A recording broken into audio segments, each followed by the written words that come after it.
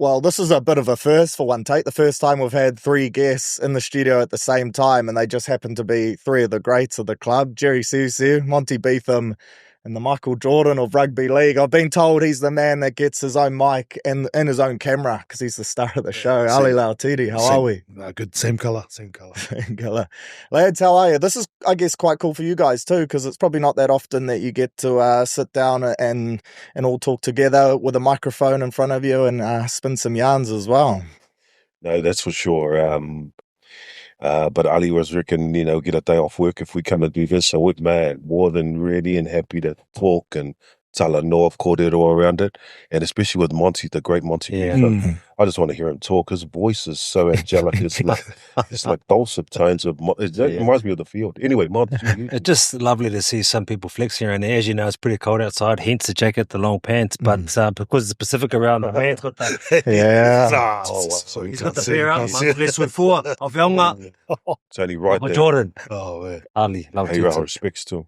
Absolutely. Yeah, because it's multicultural, even Pasifika week, got to respect the elders, so these guys are the leaders, in our culture, it's all about service, so just being, respectful of these guys, but thanks for having us. Oh, that's of course the theme for this week, isn't it? Pasifika week, and we're rocking the special jersey. Jerry, how special is it? Like, Pasifika and the Polynesian community is rooted in the DNA of the Warriors, so to be able to acknowledge it this week against the Broncos, our first ever opponent, it's pretty cool, right? Oh, it is. It's massive. You think about, in terms of the census and the actual population, how many actually Pacifica, and yet how many do quite well.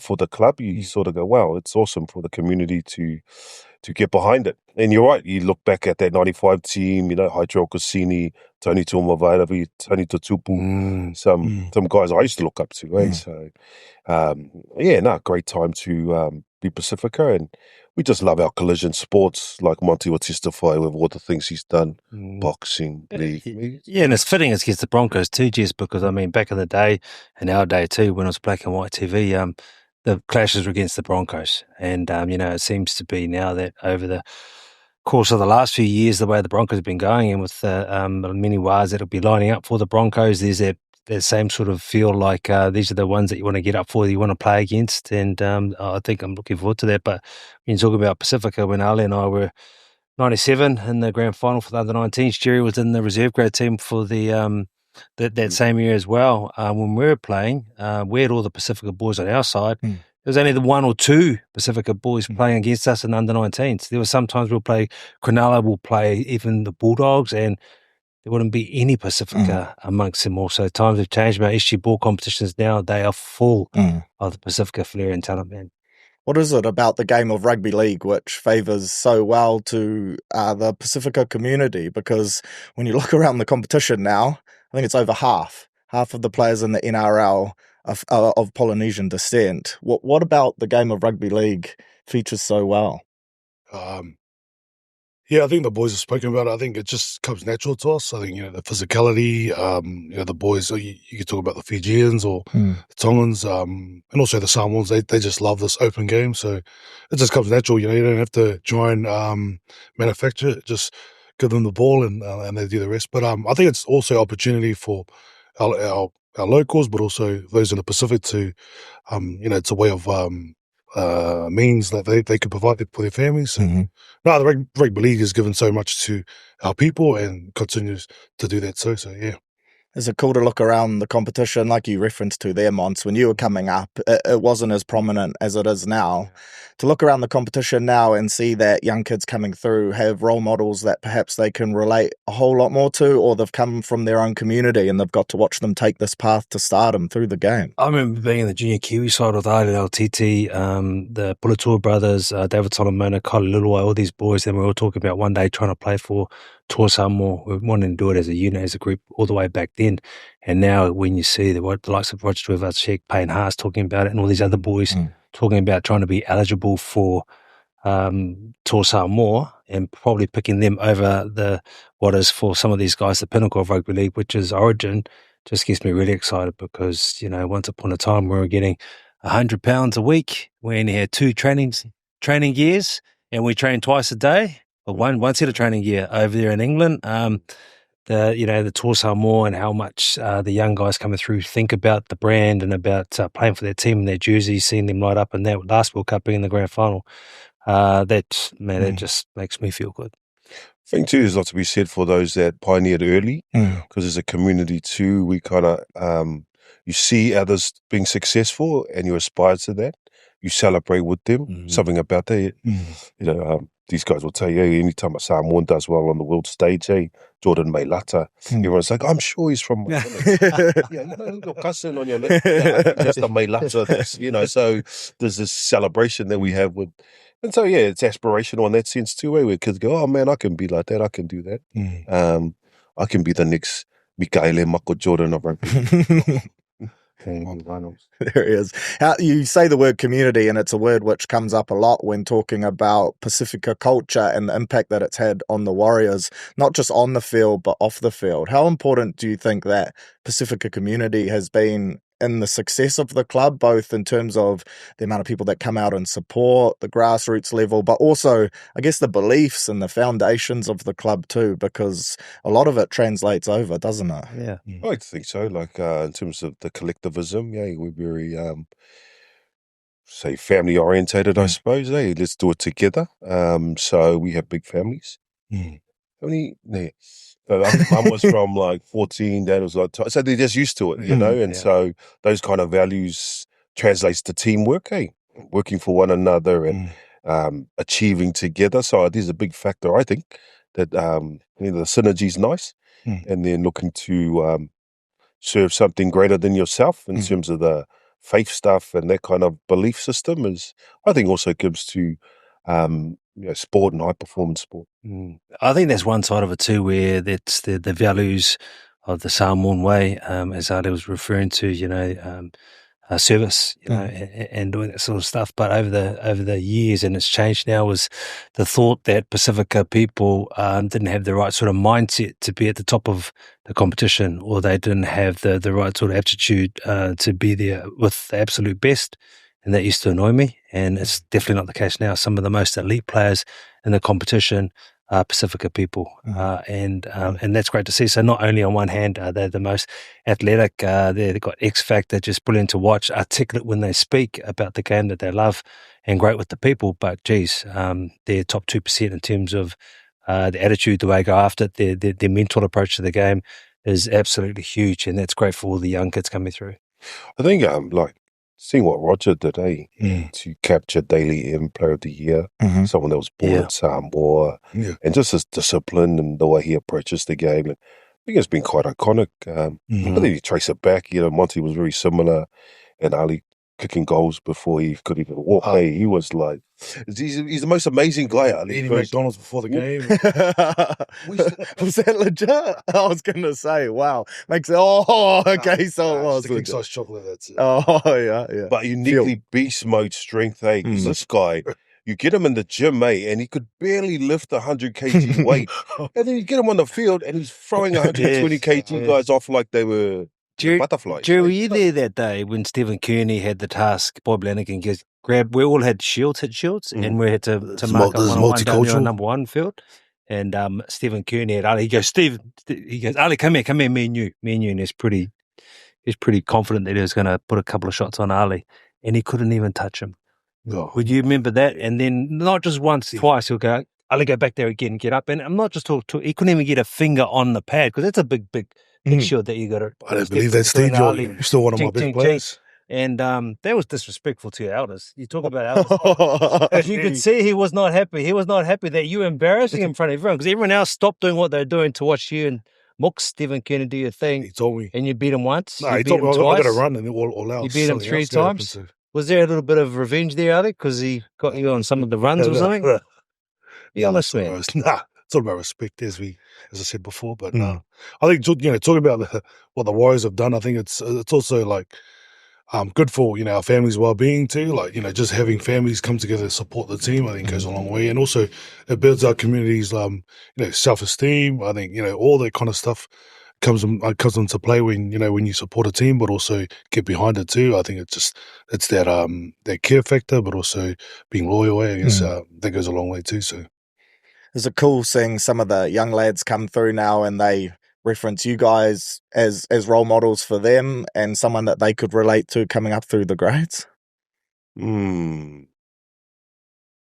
Sorry, I've not had that experience. I was just going to say that, like, with this, we've skipped a couple of generations with these boys. Like in SG Ball, we're helping coach some of the kids that played alongside their dads. And I'm just going, wow. That's the funny thing, eh? You get like players come up and they go, "Oh, you're my granddad's favorite player." That's how they go. That's crazy. That is crazy. But these young lads coming through, they have a real pride and a sense of culture, don't they? And you see them, they often reference that they just want to make their last name proud, their community proud. I guess you guys were about that too, but you didn't have the platforms, the social media to voice that type of thing. And just on that, making communities proud and the next generation, I was talking to a couple of the under 14 boys that were coming on a tour here. Some of the academy boys coming through were sitting down in the change room. It was up there, 290 names on the wall. And we were talking about our favourite players. Who's your favourite players? And I was waiting for them to say, because in the past it's Sean Johnson, Stacey Jones, blah, blah, blah. And a lot of them were saying Leka Halasima. And that's the power of the platform that you get as a young Polynesian or Pasifika boy coming through, and any boy coming through. It's multicultural round to show your identity as a person, as an individual, to go back to your whakapapa, but also your heritage, where you're from. And the fact that a lot of these kids were like, Leka is their favourite player. Leka was in the SG Ball system when he was 17. He was playing cup at 17. Tongan proud, but we'll try and get him in that Kiwi team. Don't you worry about that. Since we've got Samoan blood. But, I mean, that must make you proud, Jerry, because I don't think, how many games does he play? Less than 10. It does. But also, just on that note too, then you got a reference, can't help but acknowledge the Taumalolos, the Fafittas, that the Red Sea. Yeah, but at a stage where they could have done something else and been rewarded for it, they chose to highlight MMT, and the Tongan community really responded, eh? So, living in Mangele, when they close the streets down with their parades, is probably not the best thing as a community. But otherwise, man, you got to love their energy and what they bring, and just the vibrance of life in that community when they see, league guys do well. Yeah, because the international game is very important for that, isn't it? I remember coming here to watch MMT play the Kiwis last year, and that was probably the coolest atmosphere I've ever been to, and been to Rugby World Cups overseas, basketball games in the States, but like you found yourself almost in tears, just moved by it. How important is that as well? Like there's a lot of talk at the moment around the international game, origin eligibility, all that type of stuff. But if we're going to truly globalize this game, then we need nations to be strong and we need players to want to represent their bloodline, right? And I think this movement has been huge for the international game. Chief? No, I think Gus kind of hits it on the head. I think, I think it's good for the game as a whole, and also, the Aussies have always been dominant, for so many years. By the Kiwis or the British, but he's just saying, it's more of a challenge for them. They just need to work harder. But it's good for our small nations too. Don't want to be like rugby union where it's all about All Blacks, England, and South Africa. So I think it's good for the game. I don't know these guys. Yeah. Are you pretty excited about the Test series coming up this year? Although obviously it's about the Warriors in that right now, because you got the Kiwis, you got Mate Tonga, and you got Toa Samoa.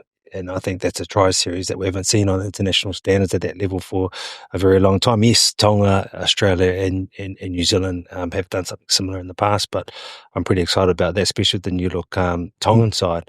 Because, like even in the Warriors, we've had our own MMT amongst our crew, for a number of years. It was Samoans in the club doing really good things. And then there's the Tongans, the Lauiti'iti brothers, and and there's all sorts, Connie, and a lot of the guys come through, Manu. So over the years, just seeing all these young sort of shy Pasifika boys come through, Sunny Fai, God bless him, come through with the big smile, the big heart, probably a little bit shy at times, but had the world at their feet. At that stage, they didn't really know it until they grow and they get around other people and they get support, and then they start to flourish. So through the years, because we've been here for a very long time, it's been great to see these young boys come through, and Leka's one of those boys, Jacob Laban, Demi, even though they're a little bit older now, just watching their progress in the last 3 or 4 years has been very inspiring, man. You know, so that's the sort of stuff that us old men like watching, and I'm sure the fans like watching, but because they're from afar, they don't get to be so on the ground and seeing it unfold in front of them, because they don't see the hard times that they go through. They don't see all the hard work, or they don't see the moments when these guys get embarrassed on the field by senior players, because that's the way you go, you know, and then they just come through and just prosper, man. I reckon too, like rugby league people and the community in New Zealand, the Warriors, it's also be proud, like when we look at the likes of Solomone Kata, Yes. like Nani Laumape, you know, even though they might not have flourished here, they've gone and they've made a career and actually, you know, benefited their family immensely, eh? But also had some cool career too, like All Blacks and other stuff, eh? So I think the club should be proud of the fact that we can help guys that don't come from much into massive opportunity, eh? Obviously, they've got to bring the talent and all the rest of it, but just that there's a vehicle here when, you know, we think even to what, 30 years ago, you had to fly to Australia to play, and now there's something right here in New Zealand you can be part of. So, you know, I'm always thankful for the club. Right there. You guys have rattled off some great names there, but I did want to ask around perhaps some of your favourite Pasifika players to have ever worn the Warriors jersey, and just in general in the NRL or in sport, maybe someone who inspired you or had an impact on you, or just a teammate you loved playing with. I can't go back to Tony Tatupu when you think of what he did in 1995 when he was an unknown, and I'm sure those Australians coming over, because Australians and what we do now, we have tip sheets. We have tip sheets on all the players coming through. I guarantee you, before he came out on that field on March 10th, 1995, no one knew who Tony Tatupu was. They all knew who he was after that game. Big, powerful, strong, and a lovely guy off the field. And he always had time for us too. Chief Tony Tumavava, he's the opposite of Taps. He didn't have that X factor or that ability, athleticism, but man, he was tough. He was small, but he was tough. He would not take a backward step. He was in tough man competitions. And sometimes after games, he was just carrying on, swearing at the referees in his room for hours on end. And I wonder what's happening down his room in the corridor. But because he just wore his heart on his sleeve and he cared so much about getting results. Because I reckon Chief, from a very early age, realised that he was the forefront of the Pasifika guys, and he was trying to lead, and he was trying to do the right things for all of us guys coming through. And also a proud Samoan man himself. He was doing what we could, because all these guys played for Samoa in the World Cup. I think was that 95 years. Was that and we remember watching them go, oh, wow, that's what you could do, you know. So, you know, we know multicultural in Pacifica. You know, there's Melanesia, there's Fiji, there's all these people that are involved in it. It's not just Samoan or Tongan. So when we speak on behalf of all these beautiful, vibrant nations that make up the Pacific, you know. So it's I'm proud of them all. Me personally, I liked Haitro Okosini because he inspired me in terms of how to play that position. And then you work your way through to Joe Vangana, Iafeka Paleasina. What did you like about Iafeka Paleasina? Mate, the fact that you could just give him the ball and just watch him, and then he'll go score a try off the kickoff. Scary. And you'll be like, sweet. Obviously, you had to cover a little bit for his tackles, but man, he was beast, mate, the original. Yes. Then Benny Matz, you know, you got this on out, mate. What do you got?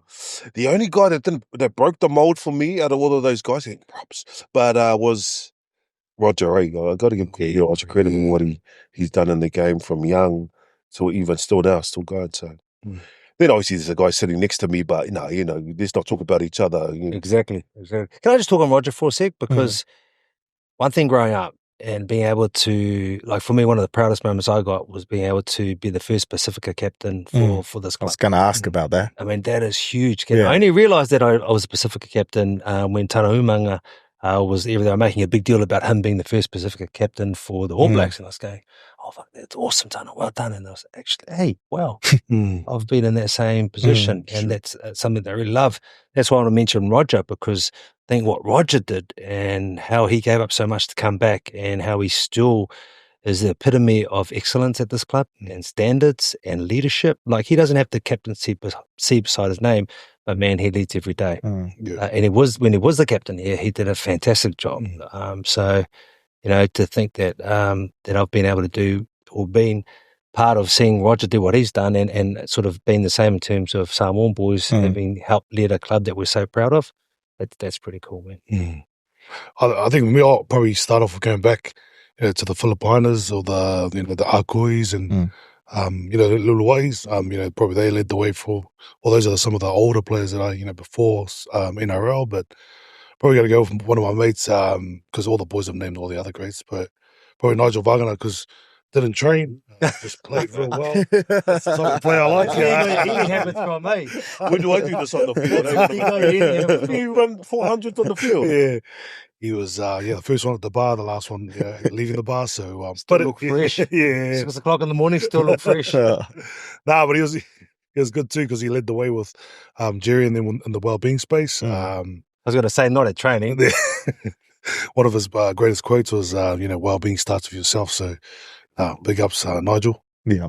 When you, Mont, on that leadership stuff and being the first Pasifika captain, when you look around the competition now, there's a number of Pasifika Polynesian lads in leadership roles. Even if they're not the captain, they're right up there. You see them at press conferences all the time now. Does that make you guys feel proud as well? I'm so proud of it. And like even when I was coming through and we had Pasifika boys and particularly the Samoan boys, like the Logan Swans, the Joes, and even Nigel, they all looked out for us, and they all try to make sure, because back then, though many years ago, they still had that stigma around being Pasifika. You don't know how to train, you don't have the right ethic. You're probably not as hard nosed as Australians, and and these guys wanted to make sure that us coming through, we're not going to play into that narrative. We're going to change the narrative.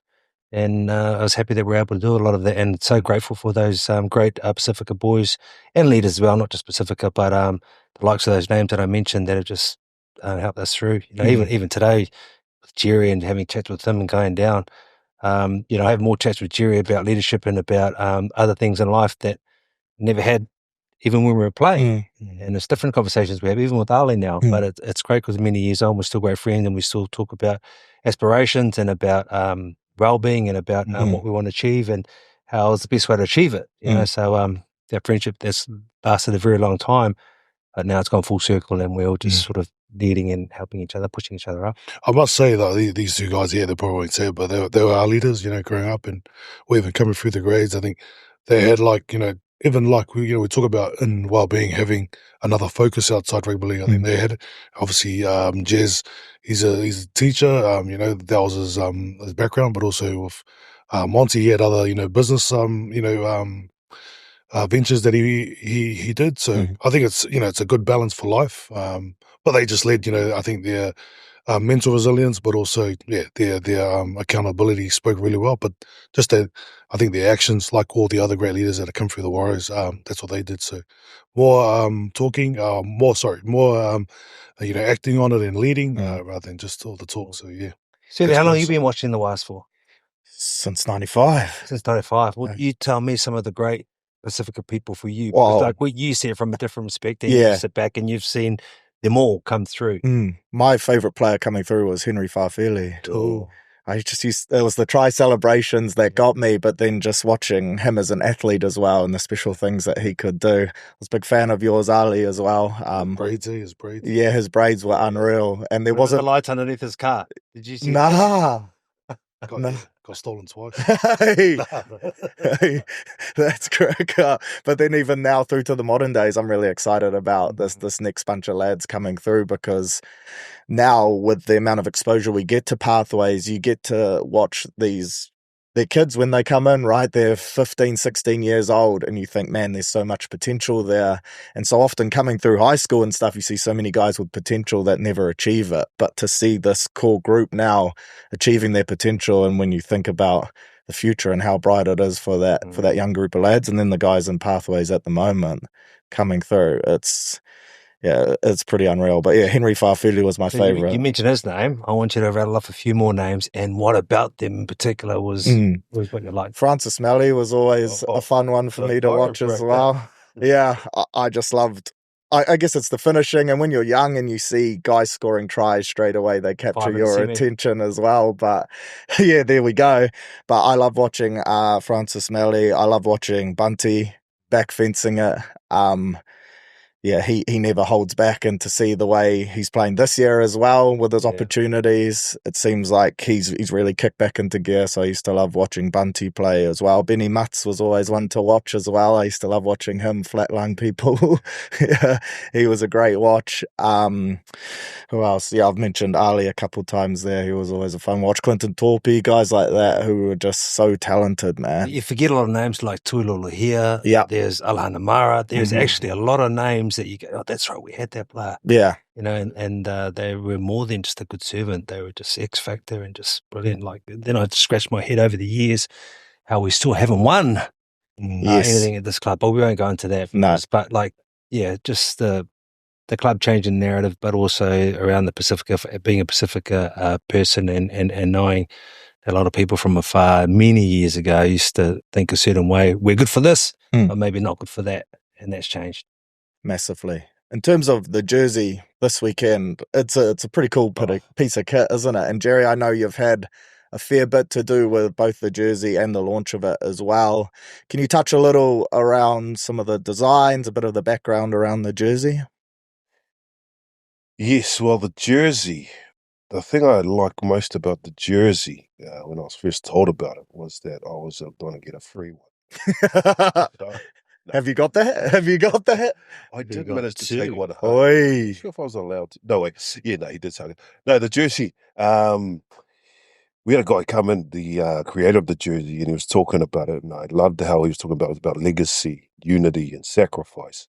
You know, some of the values that the Pasifika community esteem, and help us be all that we can be. So I love that it represents that, and because it really resonates with the Pasifika community. So that's why I love the jersey. It looks a little bit like Moana Pacificas, but we won't go down that line. Otherwise, a great jersey. Mons, I know you prefer to have your shirt off, but what do you like about the jersey? No, but it's just, you know, the pastel type colouring is that the designers have put through, like from Dynasty, done a wonderful job. It just, you feel like you're at the flea market, you feel like at Lava Lavas, you think like summer, you definitely think Pasifika. And I think as a collective, when they ran out onto that field, I think, you know, when I'm doing a bit of commentary and I'm up there and I'm looking down, and I always have these moments where I just go, I'm just proud. I'm proud of that person. I'm proud of this moment now, 30 years on from when we first started that Pasifika and multicultural round, not just Pasifika, because we've got all the flags downstairs in the gym, and there's a lot of flags there, that a lot of people that make up our melting pot here at the club is represented, loved, and even the fans that are in the crowd that have been there year in, year out, through the wet, through the dark, and are some of the best supporters in the world, you know, and are from Pasifika, they get to enjoy that, or multicultural, they get to enjoy and see that their teams are wearing their colours. So, and it's a win for all, I reckon. The Otara launch as well, that was pretty cool, right? Taking it out to the grassroots, into the community. And there was a decent crowd that showed up as well, and people were excited to see the jersey out in the flesh. It was something quite different, but I thought it was a nice touch. Especially there, Otara, you think that was the home of Ali Lauiti'iti, Ruben Wiki, current guys like Dimitri, Vaimonga. Yeah, it's a lot of great players have come out of there. Lauiti'iti Panthers, mate, just down the road. Lauiti'iti Panthers. Oh, you went there. Ali was there. Ali was there. I was special mention to Dynasty. Hopefully get a free jersey. Good little touch with Sunny Fire's little thing about sacrifice. You know, saying that, you know, it's probably one of the biggest sacrifices that someone can do. But awesome little touch there on the jersey. So can you touch a little more around the Sunny Fire part of the jersey? There's there's design there on the jersey that just signifies, it was just a nod to Sunny Fire sacrifice, say, and so it's just a remembrance of that and a celebration of his life. So and so good little tribute, like Ali said. One of the favorite sons that through his example, they look to memorialize that and remember that forevermore. So like Ali said, fantastic that they could do that. Yeah. And for the people at home, when we walk into our Stacey Jones room, named after the legend, which is our room where we do all our footage, we have a lot of conversations, which is utmost important. Sunny Five's photo is there when you come in and out of the room. So he's in the forefront of our mind, and anyone who comes into the club, whether it be this year, last year, previous years, they all understand and pay tribute to the beautiful smile that and physique that Sonny had. That's unreal. Well, really appreciate your time today. It's been great to talk to all three of you about the Pasifika impact on the club and how it's looked both in the past, the present, and in the future as well. It's exciting times for the Warriors, and I hope you guys enjoy the round and feel some extra pride when they run out in those special jerseys on Saturday. Thanks, brother. Thank Thank you. you, Ben.